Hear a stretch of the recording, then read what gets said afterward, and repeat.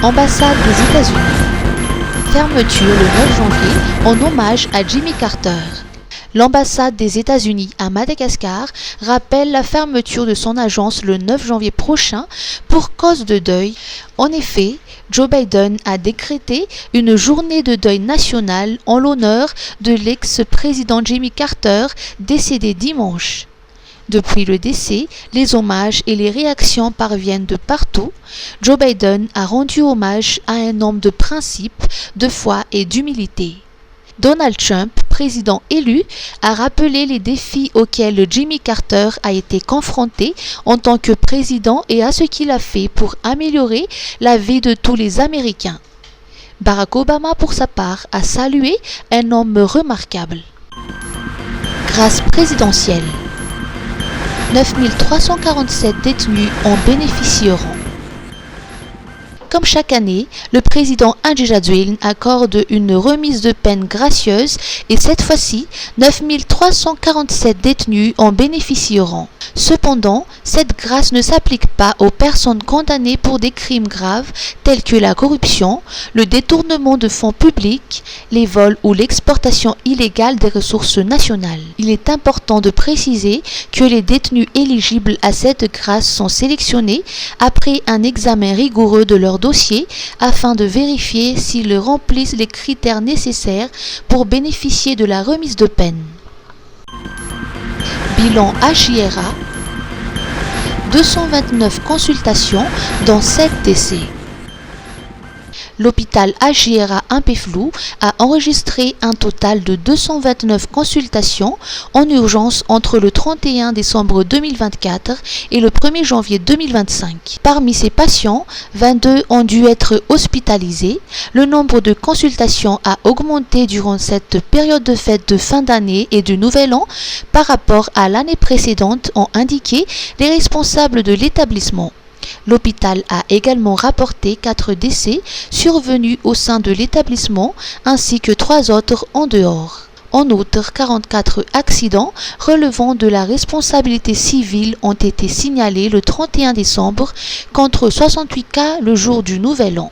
En ce qui concerne les accidents de la circulation, la GRA a enregistré 10 incidents le 31 décembre, tandis que 24 ont eu lieu le 1er janvier, selon le bilan fourni par l'hôpital.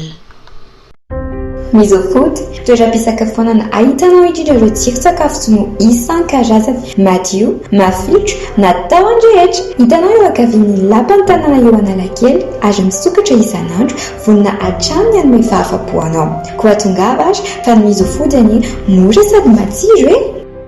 Noely fifaliana miaraka amin'ny Star Times e! Fialamboly maro samihafa natao any rehetra. Miala andray ny PFL Pro League anomboka amin'ny 7 novambra izao amin'ny Gasy Star. Mbola eo ihany koa La Liga sy ny Bundesliga amin'ireo lalao mampientanentana e! Tsy adino mpakafy série amin'ny teny malagasy. Natao any rehetra ny E Family Affaires, Proverse saison 4, Tomorrow Belongs to Me. Fa tsy zany ihany fa surprise be no manana ianareo amin'ny Noely. Ny 15 novambra ka hatramin'ny 15 janoary. Promotion be Retoa! Voalohany, manampy 10,000 ariary amin'ny Basique na Smart, zany hoe 33,000 ariary rehefa manao réabonnement dia mahazo bouquet ambony ray volana be zao. Faharoa, manaova réabonnement 2 volana amin'ny bouquet Basique na Smart dia mahita classique na super 2 volana. Fahatelo, efa classique super ave ianao, manaova réabonnement 2 volana dia mahazo folo andro maimaimpony. Koararody are! Antsoiny 02022 202 raha mila fanazavana fanampiny. Star Times,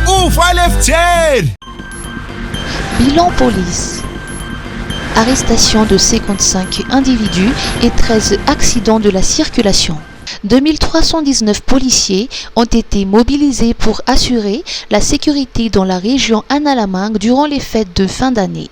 La police a procédé à l'arrestation de 55 individus. Elle a enregistré 2 cas de vol avec violence et utilisation d'armes blanches comme le couteau.